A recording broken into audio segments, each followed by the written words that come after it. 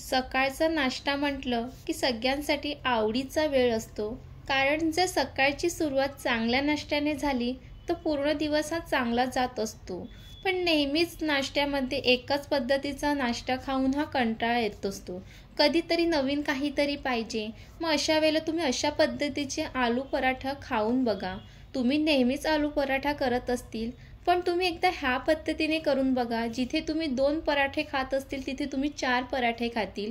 एवढे सुंदर हे पराठे बनून तयार होतात. तर चला मग रेसिपीला सुरुवात करूया.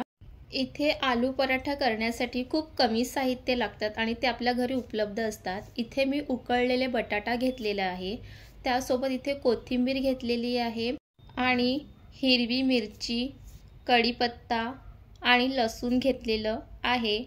त्याचसोबत इथे मी आलू पराठा इथे मैदा आणि गव्हाचं पीठ हे दोन्हीपासून बनवणार आहे. त्यासोबत इथे आपण एक वाटण करून घ्यायचं आहे. वाटणामध्ये लसूण आणि मिरची ह्याचं आपण वाटण करून घेणार आहे. तुम्हाला बटाट्याची भाजी ज्या पद्धतीने तिखट हवी आहे तेवढी तुम्ही त्यामध्ये मिरचीचा वापर करायचा आहे. इथे मी खलबत्त्यामध्ये मस्त त्याचं वाटण करून घेणार आहे.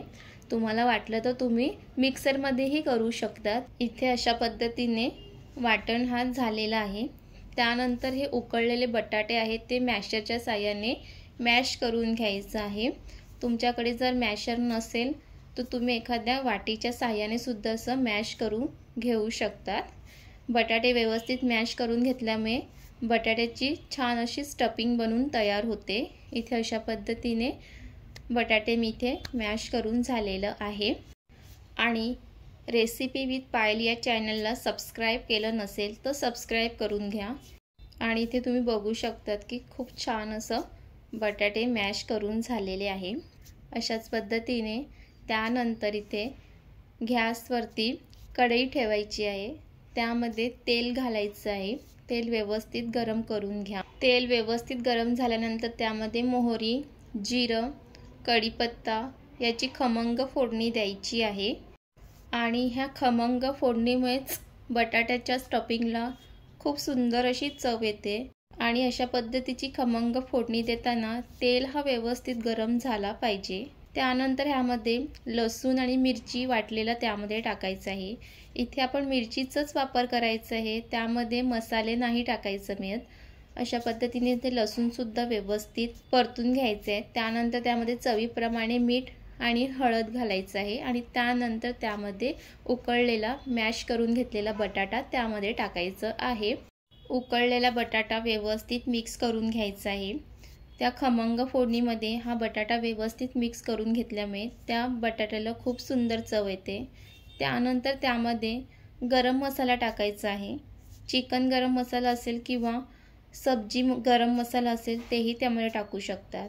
इथे हा गरम मसाल्याचा वापर केल्यामुळे ह्या बटाट्याच्या स्टफिंगला खूप भारी चव येते. आणि ह्या बटाट्याच्या स्टफिंगने तुम्ही फक्त आलू पराठाच नाही करू शकत, तर तुम्ही ह्याच्याने बटाटा वडा किंवा सँडविचसुद्धा करू शकतात. अशाच एका पद्धतीने केलेल्या बटाट्याच्या स्टफिंगमुळे तुम्ही खूप अशा पद्धतीच्या रेसिपी त्यामध्ये करू शकतात. तर तुम्हीसुद्धा अशाच पद्धतीने आलू पराठा करताना बटाट्याची स्टफिंग अशाच पद्धतीने करतात का हे नक्की कमेंट्स करून सांगा. त्यानंतर भरपूर अशी कोथिंबीर टाकायची आहे. इथे तुम्ही बघू शकता की खूप सुंदर असं सुरेख रंग आलेला आहे. आणि तुम्ही नुसतंच असं खाल्लं नाही भाजी तरीही खूप छान लागते. कधी तुम्हाला चपातीसोबत अशा पद्धतीची भाजी खायची असेल तर तुम्ही त्यासोबतही खाऊ शकतात. इथे आपली आलू पराठ्याची स्टफिंगची भाजी ही बनून तयार झालेली आहे. आणि ह्या बटाट्याच्या स्टफिंगची भाजीचा जो सुगंध आहे तो पूर्ण घरात पसरलेला आहे. आणि इथे तुम्ही बघू शकता की खूप सुंदर अशी भाजी तयार झालेली आहे. आणि हे थंड करून घ्यायचं आहे. त्यानंतर एक प्लेट घ्यायचं आहे. त्यामध्ये मैदा आणि गव्हाचं पीठ टाकायचं आहे. जर तुम्हाला नुसतं गव्हाच्या पिठापासून आलू पराठा बनवायचं असेल तर तुम्ही त्यानेही बनवू शकतात. पण इथे मी मैदा आणि गहू ह्या दोघांपासून हा आलू पराठा बनवणार आहे. त्यामध्ये थोडंसं मीठ घालायचं आहे. आधी मैदा, गहू आणि मीठ हे सर्व व्यवस्थित एकदा मिक्स करून घ्यायचं आहे. त्यानंतर त्यामध्ये थोडं थोडं पाणी टाकून कणिक छान मळून घ्या। आणि तुम्हाला आलू पराठा गव्हाच्या पिठापासून जास्त खायला आवडते की असं मैदा आणि गहू एकत्रित करून आलू पराठा खायला आवडते, हे सुद्धा नक्की कमेंट्स करून सांगा। त्यानंतर त्यामध्ये अजून थोडंसं पाणी टाकून कणिक व्यवस्थित मळून घेणार आहे। आणि आलू पराठ्याचं कणिक तुम्ही जेवढं छान मळून घेतील तेवढेच ते आलू पराठे सॉफ्ट बनून तयार होतात। त्यानंतर त्यामध्ये तेल टाकून कणिक थोडंसं अजून मळून घ्यायचं आहे।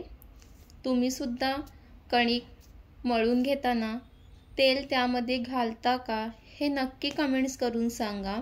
इथे आलू पराठ्याचा कणिक मळून झालेला आहे, ते अर्धा तासासाठी तसंच ठेवून द्यायचं। वेळ नसेल तर 10-15 मिनटं ठेवलं तरीही चालेल, पण अर्धा तास ठेवून झाल्यानंतर ते बघू शकतात की कणिक खूप सॉफ्ट असं झालेलं आहे। ते परत एकदा 2 मिनटासाठी व्यवस्थित मळून घ्यायचं आहे। त्यानंतर त्याचे असे छोटे गोळे करून घ्यायचे आहे। जास्त छोटे गोळे सुद्धा नाही करायचे आणि जास्त मोठे सुद्धा नाही, मीडियम साईजचे करून घ्यायचे आहे। इथे अशाच पद्धतीने मी ते सर्व गोळे करून घेणार आहे। त्यानंतर त्यासोबतच बटाट्याच्या स्टफिंगचं सुद्धा असे गोळे करून घ्यायचं आहे।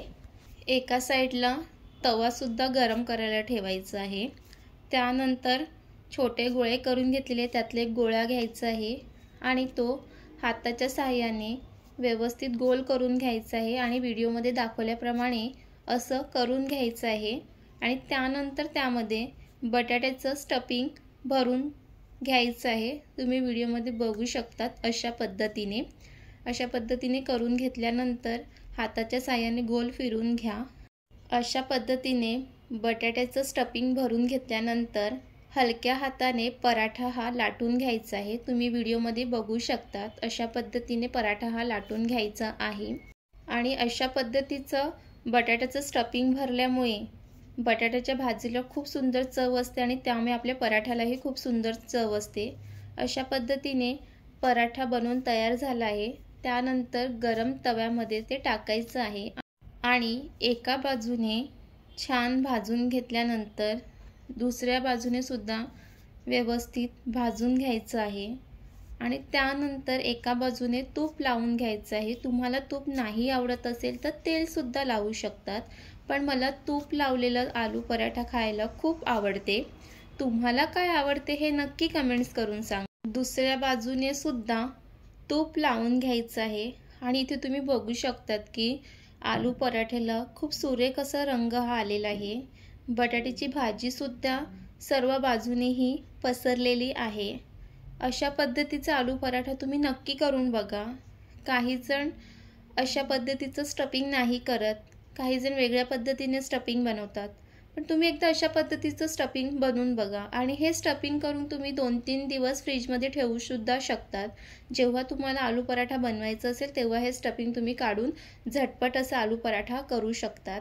हा आलू पराठा खूप पौष्टिक आहे आणि नेहमीच अशा पद्धतीचा आलू पराठा खाऊन बघा।